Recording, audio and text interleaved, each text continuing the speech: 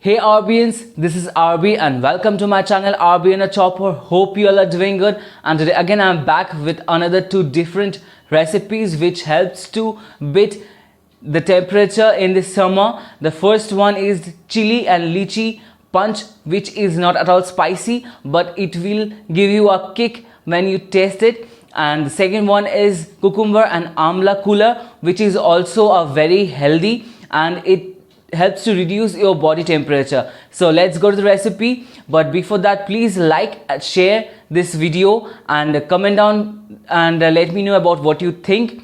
And the first one is over here.